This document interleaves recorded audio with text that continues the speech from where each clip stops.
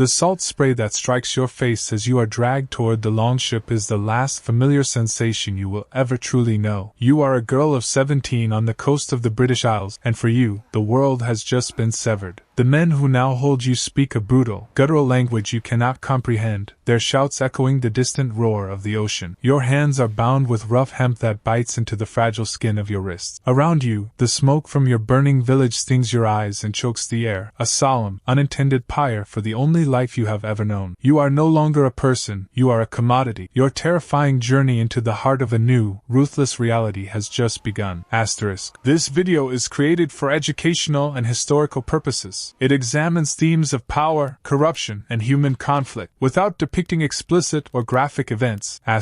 This was the Viking Age, an era spanning from the late 8th to the mid-11th centuries. Our popular memory often focuses on the exploration, the powerful warriors, and the revolutionary shipbuilding, sagas, Longships, and the audacious attack on Lindisfarne. But beneath the heroic tales and the romanticized, often inaccurate images of horned helmets, lies a much darker, more systemic truth about the foundation of their power. For hundreds of years, the growing Norse economy was powerfully fueled not just by silver or trade, but by a vast, organized, and appallingly systematic commerce in human beings. This was not merely an occasional, violent byproduct of raiding. For the chieftains who organized these voyages, it was often the primary objective, the most portable, most consistently profitable form of plunder and investment return. What we must confront is that for countless women, from the Gaelic shores of Ireland and Scotland to the Slavic east along the great rivers, the Viking Age was an enterprise defined by abduction, dehumanization, and lifelong exploitation. We will not dwell on sensationalized violence, but on the chilling mechanics of the system itself, a reality meticulously reconstructed from Norse legal codes, monastic chronicles, and the dispassionate eyewitness accounts of foreign diplomats. The Viking raid, as depicted in popular culture, is often a chaotic, random outburst of savagery. The historical reality was chillingly different. It was organized, disciplined, and calculated, more akin to a specialized, predatory business venture than a simple rampage. Raiding parties were not casual adventures, they were investments demanding significant capital. A local chieftain or a group of felagar, partners in a commercial enterprise, would pool resources to build and outfit a longship. This required timber, iron for rivets, sailcloth, and vast provisions. The investors, like any financier, expected a return, and the most valuable, most liquid, and most available return was the cargo of captured human beings. You stand, perhaps, watching the river. The vessels themselves were a marvel of engineering, and their shallow draft was perfectly suited for this grim purpose. Ships like the Snegja could not only cross the tumultuous open sea but also navigate dozens, even hundreds of miles upriver, bypassing coastal defenses entirely. This technological advantage delivered the critical element of surprise. A community living deep inland, 100 miles from the familiar coastline, could wake to find these streamlined vessels beached on their riverbank, their escape routes decisively cut off. The Vikings targeted what historians term soft targets, communities and, critically, monasteries. Monasteries, such as the famous Iona raid in 806, were prized not just for their silver chalices and illuminated manuscripts, but for their concentrated populations, literate monks and the surrounding families who sought their protection. The Irish annals are replete with entries, stark in their simplicity but horrifying in their implication. The entry for 821 AD, for example, notes a raid on County Wexford where Viking carried off a great host of women into captivity. The phrase, a great host, appears again and again across the chronicles of the era. This was not an anomaly. It was the foundation of the business model, repeated relentlessly for centuries across vast geographical distances. Once captured, a woman's entire identity was systematically, ruthlessly erased. She was no longer a daughter, a wife, or a sister. She was now a thrall, the Old Norse word for slave. The language itself reveals the profound dehumanization inherent in this status. Legal texts often referred to thralls in the neuter gender, classifying them alongside livestock as part of a farm's essential inventory. They were referred to as fey, a word that chillingly meant both cattle and wealth. In the cold, unyielding eyes of Norse law and society, a thrall was no longer recognized as a person. She was an object, a movable piece of property. Her legal rights were non-existent, her status below that of the family dog. A free woman was protected by a complex, high high-stakes system of honor fines and complex blood money tariffs. The life of a thrall was protected by nothing at all. Her testimony was inadmissible in court, she could own no property of significant value, and she could not enter into a legally recognized marriage. The journey from her home was the first stage of this new existence. Captives were bound and marched, often for days, to where the longships were waiting. There, they were crammed into the open, unstable vessels alongside plunder and warriors for voyages that could last for weeks across the brutal North Atlantic. You must try to imagine the conditions. Dozens of terrified people packed into a long, open space, perhaps 80 feet in length, exposed to freezing waves, with minimal food and water. Disease and psychological terror would have been rampant, and many would not have survived the brutal passage. For those who endured the voyage, the destination was often a bustling, terrifying hub of human commerce. In the next phase, we follow the captive to the markets, where the price of a life was measured in Arabian silver. The Vikings established massive hubs for the human trade, creating a terrifying network that stretched across their entire sphere of influence. Dublin, or Dyflin as the Norse called it, became one of the largest and most notorious slave markets in all of Western Europe, a central clearing-house for human cargo seized from across the British Isles. From Dublin, captives could be sold to Norse settlers in Ireland, shipped back to the Scandinavian heartland, or trafficked onward to the newly colonized lands of Iceland and the Faroe Islands. But the network did not end in the west. It extended far into the east. Major markets also existed at Hedeby on the border of modern Germany and Denmark, and at Birka, a major trading hub on an island in Lake Mälaren, Sweden. These eastern-facing ports were the crucial nexus connecting the Norse world to the great river systems of what is now Russia and Ukraine. This was the famous Volga trade route, a slaving superhighway that funneled captives, primarily from the Slavic lands, the Sakalaba as Arab chroniclers called them, down toward the fabulous wealth of the Byzantine Empire and the Abbasid Caliphate. The sheer volume of this human traffic is almost impossible to comprehend. The 10th century Persian geographer Ibn Rustud described the activities of the Rus, the Norsemen of the East, stating plainly that they raid the Sakalba and travel by ship to seize them, and they take them prisoner, and carry them to Kazan and Bulgar, and trade them there. This was a systematic extraction of human capital. A captive taken from a remote Scottish village could be shipped to Dublin, sold to a new Norse trader, transported across the Baltic to Birka, sold again, and then forced on an arduous, multi-stage journey down the Dnieper or Volga rivers. Their final destination might be the teeming markets of Constantinople or Baghdad, exchanged for Islamic silver and prized silk. This is not theory. The physical evidence is overwhelming. Tens of thousands of Islamic dirham coins have been unearthed across Scandinavia, particularly on the island of Gotland, a major nexus in this trade network. These silver hoards are the silent, metallic proof of a vast commerce whose primary northern export was human lives. At these terrifying markets, the final vestige of a woman's dignity was stripped away. She was displayed and treated explicitly as an animal. The 10th century Arab diplomat Ahmad ibn Fadlan, who witnessed the Rus traders firsthand on the Volga, provided a chilling, often disturbing account of this commerce. He described how captives were lined up for sale. He noted a practice where a trader would have ritualized interaction with the captive woman, publicly, as a chilling demonstration of absolute ownership and as a crude sales tactic. It was a complete, calculated negation of the woman's humanity, performed in the cold light of day, her body advertised as a product. Once the transaction was complete, her life fractured into three possible realities: the grinding labor of the household, the precarious role of the concubine, or, for the unlucky few, a ritual end. We now turn to the daily grind of survival, where labor and ownership defined every waking moment. Once sold, a woman's fate depended entirely on the needs and whim of her new owner. The most common destiny was a life of relentless, back-breaking labor. As a thrall, she performed the most arduous domestic task, the inahus or indoor work, the first to rise long before the sun, and the last to find rest. Her days were a monotonous cycle, grinding grain into flour with a heavy cornstone, a task known to wear down the teeth and permanently strain the back. She hauled water, tended the central fire of the longhouse, cooked, brewed ale, and washed clothes by hand in icy streams. Another critical task was textile production. Making vamel, a coarse woolen cloth, was a labor-intensive, multi-stage process of shearing, cleaning, carding, spinning, and weaving. This cloth was a cornerstone of the Norse economy, used for sails, clothing, and even as a recognized form of currency. This entire textile industry rested overwhelmingly on the backs of female thralls. The Old Norse poem Rogsula, which describes the mythological origins of the three social classes, depicts the archetypal thralls as having wrinkled skin, gnarled knuckles, and thick fingers, a poetic but brutal literal acknowledgement of a life defined by ceaseless physical demand. Archaeological evidence from burial sites provides grim, silent confirmation of this hard life. Isotope analysis of skeletal remains from Norse-era cemeteries shows that individuals buried with fewer grave goods, presumed to be thralls, often had significantly poorer diets than the high-status individuals they were interred near. Their bones frequently show signs of nutritional deficiencies and extreme physical stress, a silent testament written in calcium to a life of toil and deprivation. Yet, for a vast number of captured women, their exploitation extended far beyond grueling labor. They were also viewed as objects of sexual servitude, lacking legal personhood. A female thrall's body was simply her owner's property, available for his use at any time, for any purpose he chose. This was not viewed as a crime. It was simply a right of ownership, embedded in the legal and social structure. The sagas, though written later, are unambiguous about this societal norm. Powerful men frequently took captured women as concubines, known in Old Norse as friller. These were not secret affairs. They were recognized, if unofficial, domestic arrangements that introduced complex social tensions within the household. The Laxdæla saga, one of the great Icelandic family histories, features a central story involving an Irish princess, Melkorka. Captured in a raid, she is bought by an Icelandic chieftain and taken as his concubine. Though she is the mother of his favorite son, her status remains tragically that of a slave, a reflection of the system's ruthlessness. The children born from such unions, known as friljaborn, concubine children, faced a precarious future. Their legal standing was inferior to legitimate heirs. A father could choose to acknowledge the child and grant them freedom, but he was under no legal obligation. He could just as easily refuse, condemning his own offspring to the lifelong burden of servitude. This practice of gendered exploitation was so widespread and foundational to the settlement of new territories that it has left a permanent, indelible mark on the genetic landscape of the North Atlantic. Modern genetic studies in Iceland, one of the best documented Viking colonies, have produced a powerful revelation. Analysis of the modern Icelandic population shows that while the majority of the male line, Y chromosome DNA, is overwhelmingly of Norse origin, around 80%, the majority of the female line, mitochondrial DNA, passed exclusively from mother to child, is of Gaelic origin from Ireland and Scotland. The numbers are stark and tell a clear, unambiguous story. The founding of Iceland was largely accomplished by Norse men bringing Gaelic women with them. Given the historical context of relentless Viking raiding in the British Isles during this exact period, it is statistically impossible to conclude that the majority of these women came as willing wives or partners. They were the biological founding mothers of a new nation, but they were brought there in chains. Their DNA, carried by Icelanders to this very day, is the silent, irrefutable scientific evidence of a massive migration built upon abduction and systemized power abuse. But a final, horrific fate sometimes awaited the highest status captives. For a small, visible minority of captured women, a different fate awaited them. If a woman was of demonstrably high birth, a princess, a noblewoman, the wife or daughter of a king, she might be seen as more valuable for ransom than for labor. The Anglo-Saxon Chronicle documents instances where Viking chieftains held high-status women captive to extort massive payments of silver and land from their families or kingdom. These women became political pawns, their lives and freedom a form of currency in the high-stakes diplomacy of the age. But there was one final, chilling possibility, one that stands as a stark testament to the brutal intersection of power and ritual in Norse pagan culture. Archaeological and textual sources confirm that human sacrifice was practiced, and female thralls were sometimes chosen as victim. The most vivid, detailed, and deeply disturbing account comes once more from the Arab diplomat Ahmad ibn Fadlan. In 922, while traveling along the Volga River, he witnessed the elaborate ship burial of a great Rus chieftain. As part of the funeral rites, a female slave was required to be selected to volunteer to die with her master and serve him in the afterlife. The concept of choice, for a thrall, was of course a cruel fiction. She had no legal agency to refuse. Ibn Fadlan's account details a 10-day process of ritual preparation. On the final day, the chieftain's body was laid out on his ship. The girl was brought to the vessel and led onto the deck by an old woman, the ritual executioner, chillingly known as the Angel of Death. She was laid down next to her dead master. The Angel of Death placed a rope around her neck, giving the ends to two men to pull. As the men strangled her, the old woman repeatedly stabbed her between the ribs with a broad-bladed dagger. Ibn Fadlan reports that her cries were deliberately drowned out by the other men beating loudly on their shield, a terrifyingly practical precaution taken so that other slave girls would not become frightened and seek to escape when their own masters died. Finally, Finally, the ship was set ablaze, becoming a floating pyre carrying the chieftain and his murdered servant into the next world. While this account is uniquely detailed, it is corroborated by archeological finds across the Viking world that point to the practice of retainer sacrifice. At the famous Oseberg ship burial, 2 women were interred, one an older, high-status noblewoman, the other a younger woman whose skeletal analysis suggests a harder life and lower status. Many scholars believe the younger woman was a thrall sacrificed to accompany her mistress on her final journey. The evidence is clear: for a captured woman, her life could end not just in endless servitude, but as the final, absolute property of a powerful owner, a macabre grave good for their journey into the afterlife. The cultural normalization of this brutality is perhaps the most chilling aspect of the entire age. In Norse society, owning thralls was a fundamental mark of status and wealth. A powerful man's standing was measured not just in land and silver, but in the number of unfree people he commanded. The sagas portray this form of commerce and ownership not as a moral failing, but as an unquestioned, structural fact of life. The story of what the Viking system did to captured women is more than just a dark chapter. It is a fundamental case study in institutional dehumanization. It demonstrates how easily a society can come to see other human beings not as complex lives, but as fungible commodities, tools to be used, traded, and ultimately discarded. The romantic image of the Viking warrior, free, untamed, and audacious, is a fiction that was built upon the unfree and the brutally tamed. The true legacy of this era is written not just in the proud sagas, but in the silent, harrowing, and largely forgotten stories carried in the bones and DNA of subsequent generations. We celebrate the builders of empires, but we must always question the cost and who paid the ultimate price for that prosperity. If this story made you reflect on how easily power turns to cruelty, and how systems of exploitation can underpin moments of human greatness, stay with us. Subscribe for the next chapter from the darker corners of human history.